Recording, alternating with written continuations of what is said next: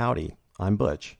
I blog at PoseidonAwoke.wordpress.com, and this video is about the cathedral. The term the cathedral is fairly commonly known throughout the alt-right and throughout neo-reaction. My impression is that some people think that the cathedral is some sort of a conspiracy, that it's an evil plot to take over our minds and control mankind. I don't think that is what it is. I think it's a social technology. It exists because it provides competitive advantage to its adherents, and like any tool, it can be used or misused. Because it's a functioning system, it can also be gamed. The cathedral is a self-organizing ideological alliance of the elite, of abstract thinkers. This alliance is made up of academia, media, governments, and business, corporate interests. It is an engine of abstract universalist consensus building and distribution. Humans are social animals, and we organize together into groups for competitive advantage. Larger groups outcompete smaller groups. Humans and primates generally organize along genetic lines. This poses a problem. As the group size grows, genetic distance increases. So how do we scale the group and maintain group cohesion at the same time? In intelligent primates, you can use a Meanplex. A Meanplex is a set of ideas, abstractions. This set of ideas should create a universal identity. Christianity is such a universalist Meanplex. Christians refer to themselves as brothers in Christ. There is neither Greek nor Jew. The dogma of Christianity enforces the idea that the members should ignore racial and ethnic differences and remain united in their religious ideals. The communist ideology maintains similar ideals of ignoring racial and ethnic differences. Communism maintains that all differences are merely socially constructed and must be deconstructed. Global capitalism takes a similar non-racial, non-ethnic view of the people within the nation-states. They view them merely as customers within markets or as human resource widgets within the system of production.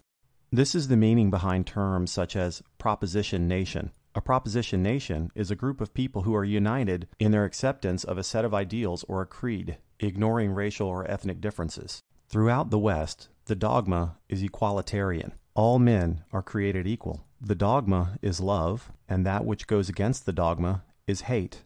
To deny the dogma is a heresy. Those who benefit from the group cohesion created by the Meanplex will defend it, simply because it is in their intuited genetic self-interest. Heresies are disruptions of the ideological consensus. Because the consensus creates group cohesion, which is a competitive advantage, the system will attempt to reject the disruption. This is the point where we see the Hegelian dialectic as a compromise or integration is attempted. It's really a cost-benefit analysis. If the cost of the disruption outweighs the benefit, it will be rejected. But if the benefit outweighs the cost, it will be integrated into the system.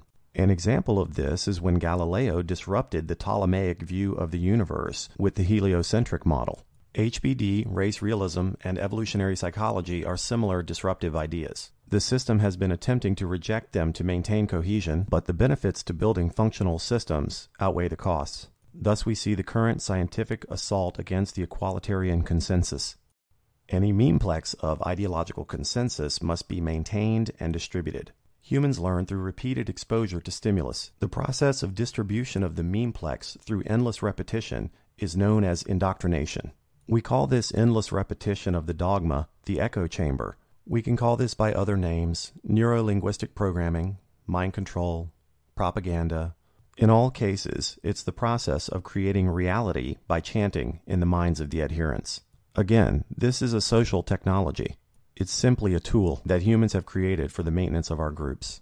Once the adherents are sufficiently indoctrinated, the reality of the universe is created in their minds. At this point, they have difficulty processing information which is counter to the dogma.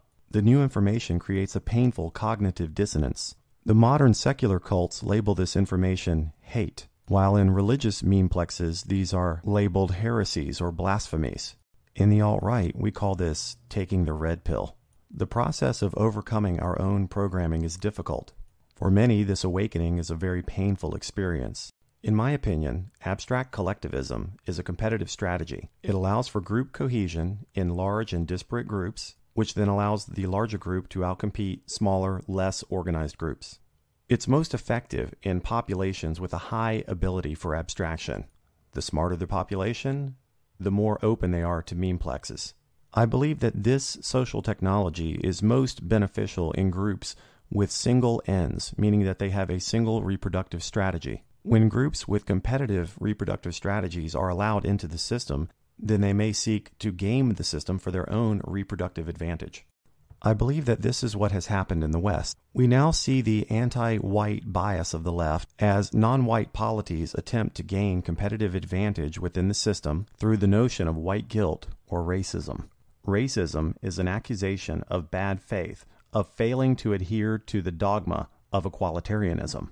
Because the notion of racism is simply being used by certain groups to game the system for competitive advantage to the white population, the cost of it exceeds the benefit of group cohesion.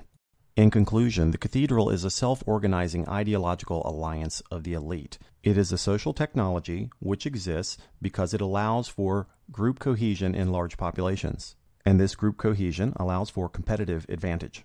Religions and ideologies are group organizing meanplexes. The tenets of the organizing meanplex can be referred to as the dogma. Ideas which conflict with the meanplex can be called heresies. The meanplex is distributed and embedded through repetition. Smart populations respond very well to indoctrination. The cohesion gained through this social technology can be very beneficial to groups with compatible reproductive strategies. This organizing technology can also be gamed if groups with competing reproductive strategies are allowed to insert their memes into the echo chamber. The charge of racism is such a gaming of the system, and the cost of bearing the charge exceeds the benefit gained through group cohesion. Thus, we see a growing rejection of the notion. And that concludes my analysis of the cathedral. Thanks for watching.